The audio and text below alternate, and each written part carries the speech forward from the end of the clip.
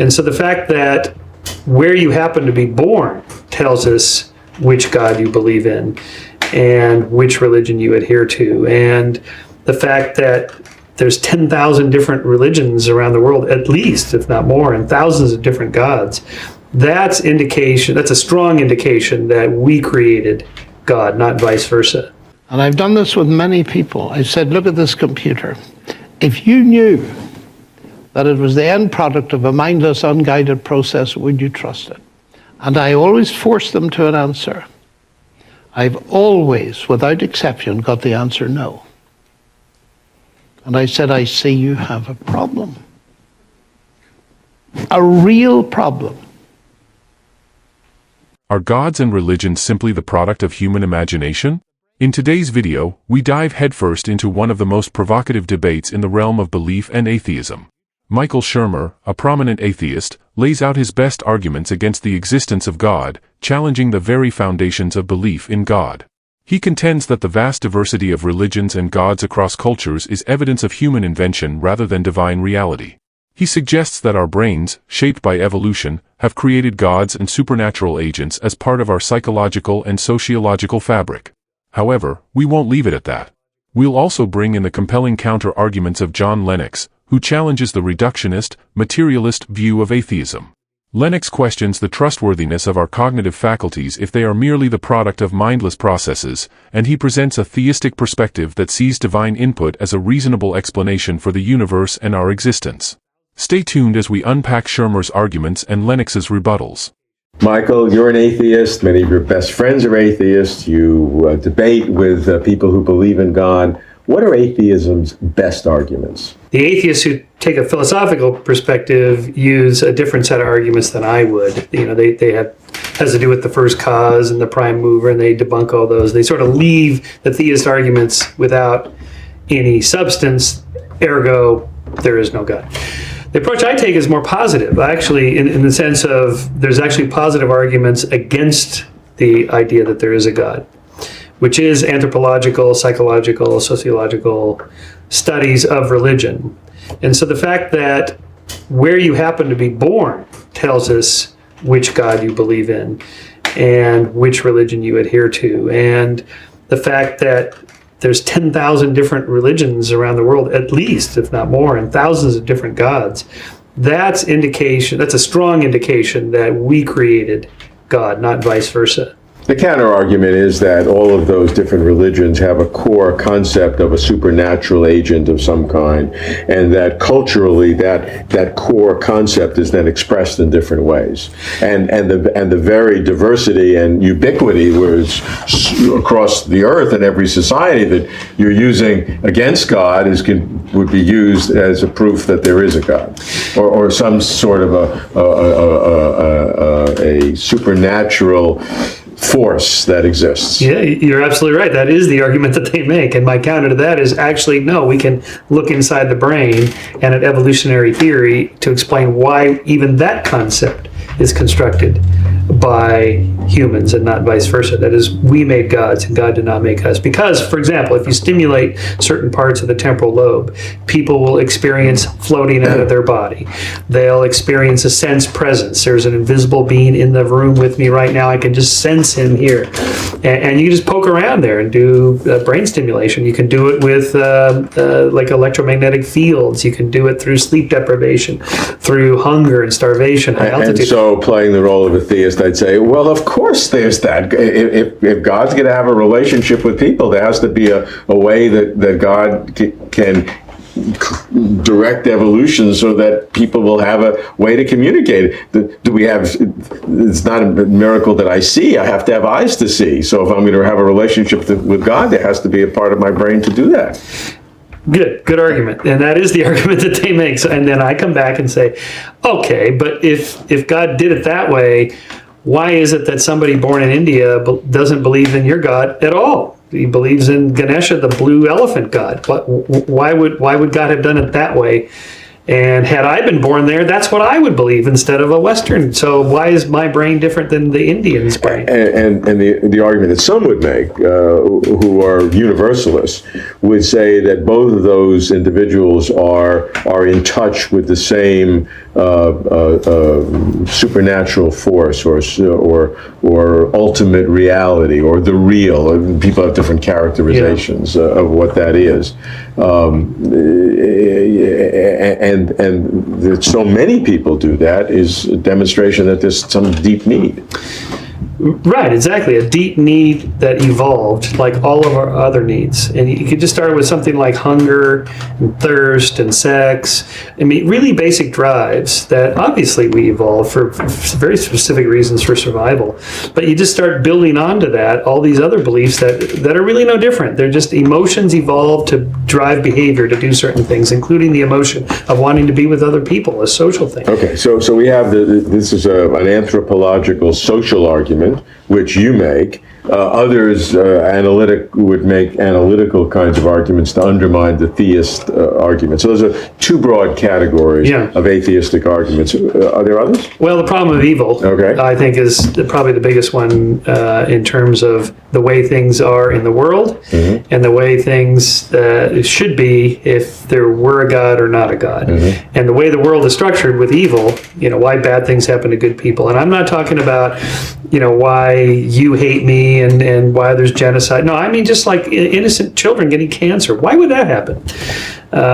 In a universe where there's an all-powerful, all-good God, that shouldn't be happening. In a universe where there is no God, that is exactly what would happen. So it fulfills that. It's sort of a prediction. Right. The argument from evil is a strong one because it leads directly, without a lot of complicated arguments, to the fact that the universe has no God. To explain it with a God, you have to go through some complex thinking, and theists have a lot of those. They do. And there are dozens of explanations for the problem of evil, but they're complicated. They take books. That's right. I know. You had one statement that therefore there's no God. Right. To go the other way. So that's three. Would you say those are the three core kind of approaches for atheists? Are there any others? The cosmological arguments that are still a little iffy because we don't know enough now. But the idea that universes can pop into existence out of nothing, out of the quantum foam fluctuations, because nothing is actually not nothing, but it's quantum physics and so forth. At the Planck scale, nothing is actually teeming with energy and things pop in and out of existence. Right. Maybe that's where universes come from. Or maybe there's multiple universes, the multiverse of various kinds. But what those really do is they just remove the need for a God. So that's really part of your first category, in a sense. That's right. It's analytical approaches from science or philosophy to undermine the core thinking of religion, because each of those have counter arguments, as you well know. I'm just looking for these broad categories of how to understand atheists. So it's the analytical arguments, whether they're scientific or philosophical, the anthropological, sociological, and then the problem of evil. But the difference here, just two really. There's negative arguments that are just built around countering the theist arguments to leave them nothing to stand on. And then, therefore, you just infer, okay, then there must be no God. My argument is, because most of these atheists start the debate going, look, I know I can't prove a negative, however, I can counter all of your arguments. I'm actually taking a different approach. I'm saying I actually can show you how humans and cultures construct gods and religions, and that's a positive evidence in favor of that we invented gods. Michael Shermer's arguments hit hard at the heart of religious belief, claiming that gods and religions are nothing more than human creations. He argues that the diversity of religions across cultures is proof of human invention and that our brains, shaped by evolution, have crafted gods as a means of social bonding. Essentially, he views religion as a byproduct of our psychological and sociological makeup.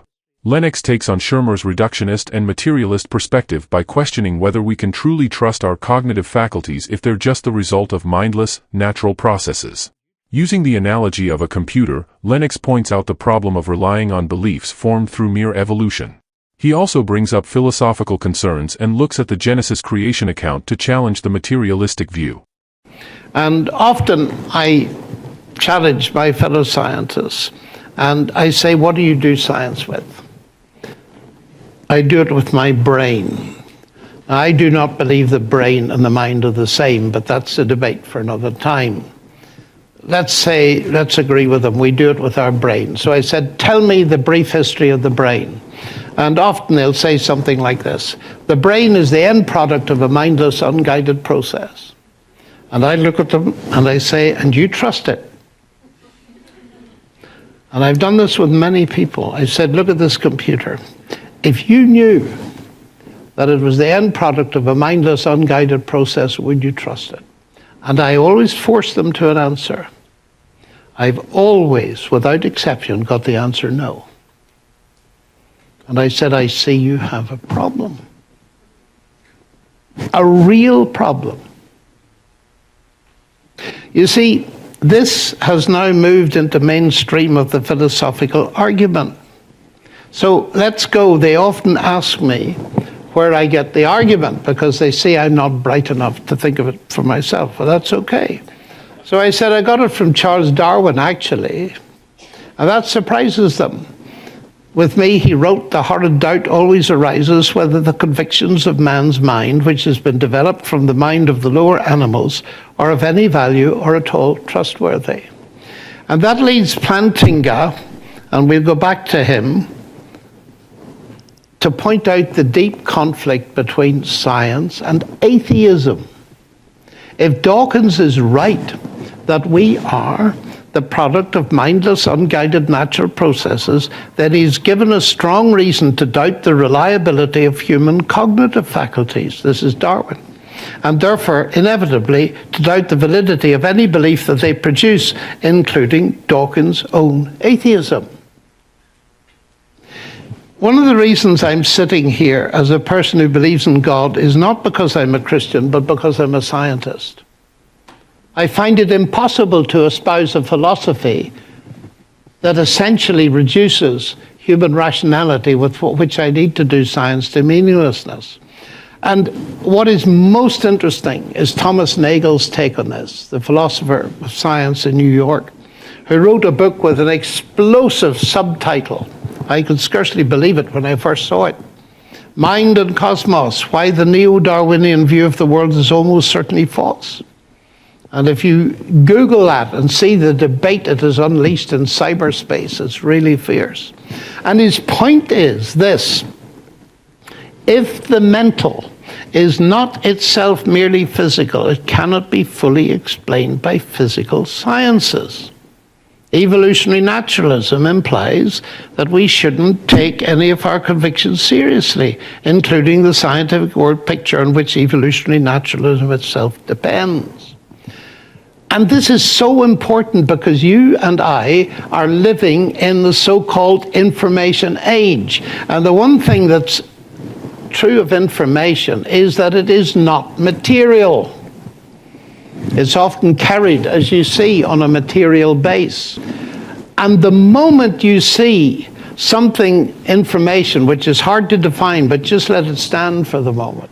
The moment you see a word, you immediately know that whatever natural processes are involved in putting this picture up on the screen, there's a mind behind it. You immediately intuit that. It's a perception that's automatic and universal. And Roger Sperry, another Nobel Prize winner, said the meaning of the message will not be found in the physics and chemistry of the paper and ink. And I've often confronted people with that question and held up a menu. And when they tell me they're a materialist, they're a reductionist, everything must be explained bottom up in terms of physics and chemistry. And that must be true if there's no God. You've no option.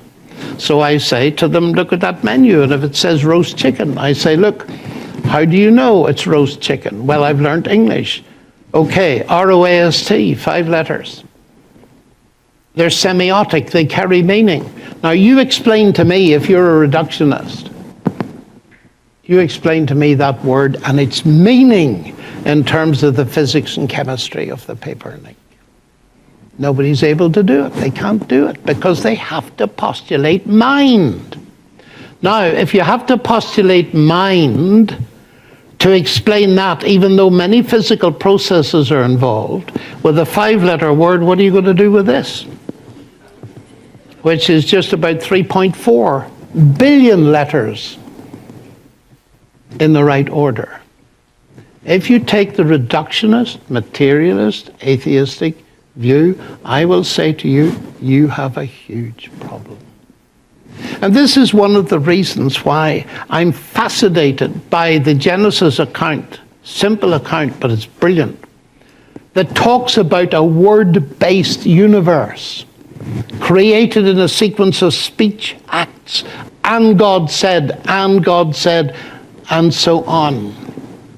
This is profound stuff, and I wish I had time to explain it to you. You may want to ask questions about it, but the critical thing that's being explained is that our universe is not a closed system of cause and effect. It's an open system into which God speaks. There's an informational input from the mind of God. And you see, that means that as a scientist, one of the most resonant statements that makes sense of the world as I see it, the world of science, is this: in the beginning was the Word, and the Word was with God, and the Word was God.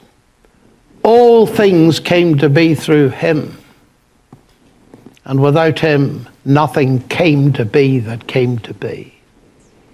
If something comes to exist, we always ask for a cause.